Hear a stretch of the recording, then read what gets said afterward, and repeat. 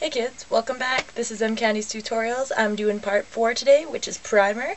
I just wanted to show you around my room today because I've just cleaned it up a little bit, so take a look. So I gotta tell you, one thing about building resin is that it gets very, very messy, and when this room gets very messy, I get very angry. So I have spent the day cleaning this place up. Everything has a place and it is wonderfully displayed, and yeah, it's great. Makes life a lot easier. Maybe I'll finally finish this tutorial. So I hate to do this, but I am going to switch my kit to Oscar. I've got a lot of things on the go and I'd really like to get started on her.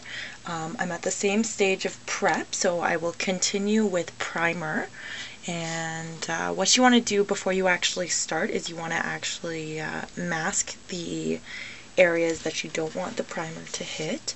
And how we're going to do that is use tape. And the way I do it is I put all the pieces kind of along.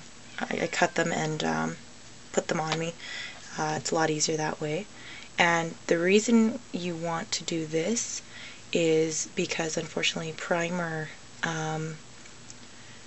when you're finishing up the kit and you're putting it all together, and you're gluing it, the glue does not adhere to the primer very well.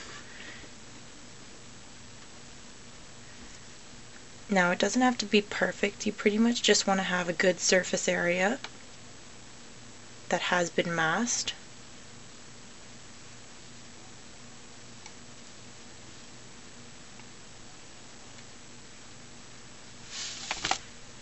So these 3 pieces have finished their masking, and you want to put the pin back into the back.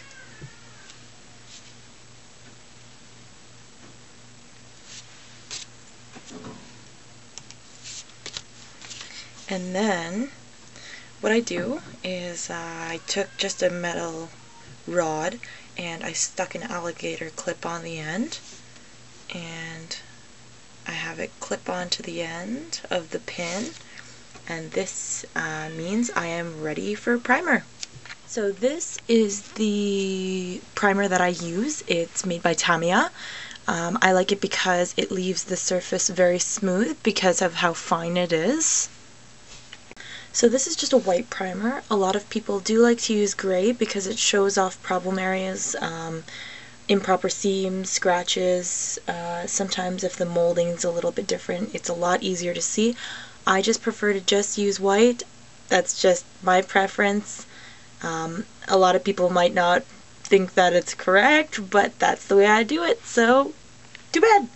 So I'm going to start off with her face, and what you want to do, give yourself plenty of room. You can use gloves for this. I just normally wash my hands afterwards. And then have your primer ready. I usually go, hard to imagine how far away this is. It's about 10 centimeters, maybe 15. You can kind of guesstimate there. And you just want to apply an even coat. Just want to make sure you've got an even spray.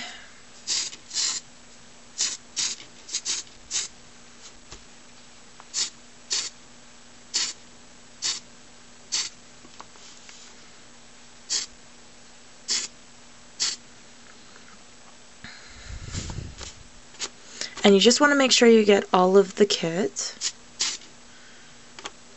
even like behind her ears.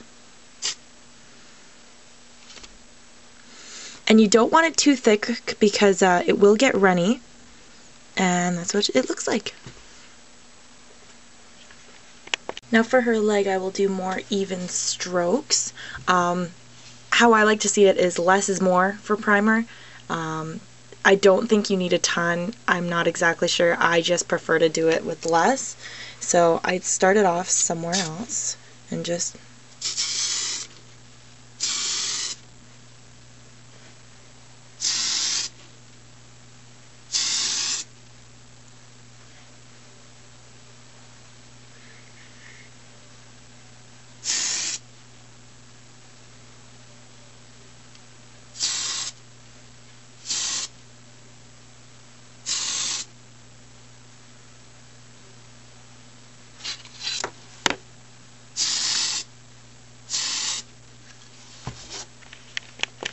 Once I've sprayed the entire piece down, I stick the rod with the alligator clip into this insulation board that I bought at the Home Depot. You just want to make holes for the rod and just stick it in. This is just so that the piece can dry without being touched. A lot of the times I have accidentally touched it, or the piece has fallen off the alligator clip. That's why you want to make sure that it's very secure beforehand. And luckily this piece is already dry, so it's all good, don't worry. Anyways, that's primer. Thanks for watching.